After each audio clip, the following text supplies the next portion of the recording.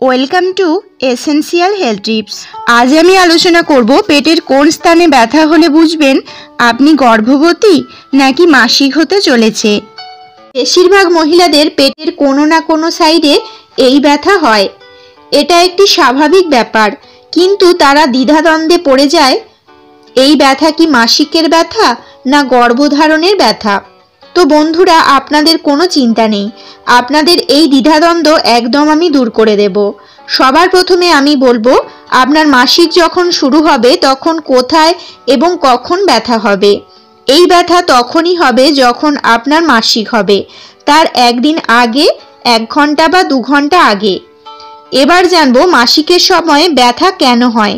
মাসিকের আগে prostate gland থেকে এক ধরনের হরমোন নিঃসৃত হয়, যার কারণে এই ব্যথাটির সৃষ্টি হয়।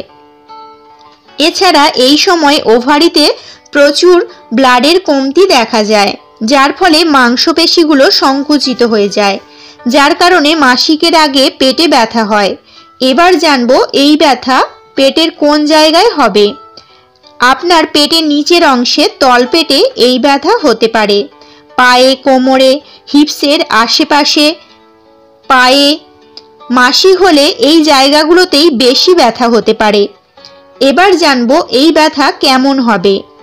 এই ব্যথা আস্তে আস্তে শুরু হবে, তারপর আস্তে আস্তে বাড়তে থাকবে, তারপর আবার আস্তে আস্তে এই ব্যথা কমতে থাকে। মাসিকের ব্যথা হলে প্রথম দিন অথবা দ্বিতীয় দিন পর্যন্ত এই ব্যথা থাকতে পারে, তবে তৃতীয় দিন আপনা হতেই এই ব্যথা কমে যাবে। এবার চলুন জানা যাক আপনি গর্ভবতী হলে আপনার কি ধরনের ব্যথা হবে। তো আপনি যখন গর্ভবতী হবেন সেই ব্যথাকে বলা হয় ইমপ্ল্যান্টেশনের ব্যথা। এই ব্যথা শুরু হবে যখন আপনার ওভুলেশন হবে।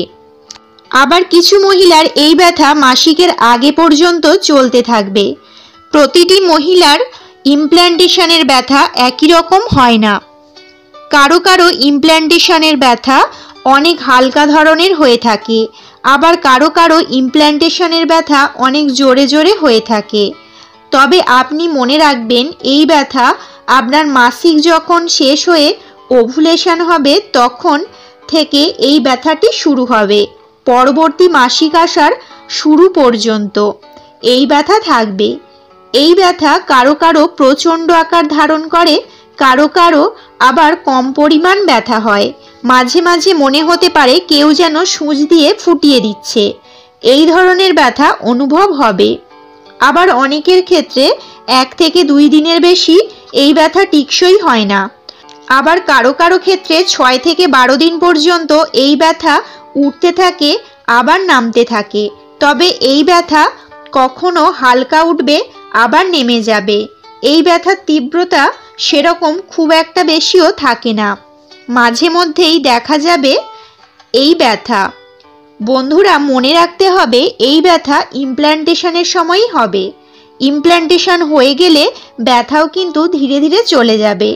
কিন্তু যদি ব্যথাটি চলতেই থাকে তাহলে হতে পারে আপনার একটোপিক প্রেগন্যান্সি হয়েছে বা আপনার ইমপ্ল্যান্টেশন ফেলিওর হয়েছে, অর্থাৎ মিসক্যারেজ হওয়ার সম্ভাবনা রয়েছে আপনার। মানে লাগাতার একটানা 5 থেকে 6 দিন যদি ব্যথাটা থাকে, যদি আপনার মাসিকের সময়ও পার হয়ে যায়, তাহলে দেরি না করে নিকটস্থ ডাক্তারের কাছে যান।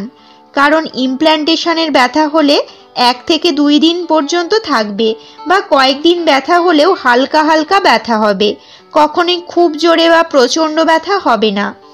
যদি হয়ে থাকে তাহলে আপনার একটোপিক প্রেগন্যান্সি হয়েছে, মানে টিউবে ইমপ্ল্যান্টেশন হয়ে গেছে, যার কারণে মা কিন্তু মারাও যেতে পারে। তাই সেক্ষেত্রে দেরি না করে ডাক্তারের কাছে অবশ্যই যান। তো বন্ধুরা, ভিডিওটা ভালো লাগলে লাইক এবং শেয়ার করবেন, এবং আপনাদের গুরুত্বপূর্ণ মতামত বা কোনো প্রশ্ন থাকলে কমেন্ট করে অবশ্যই জানাবেন। স্বাস্থ্য বিষয়ক এরকম আরও টিপস পেতে চ্যানেলটা সাবস্ক্রাইব করে আমাদের পাশে থাকবেন। ভিডিওটা দেখার জন্য অনেক অনেক ধন্যবাদ।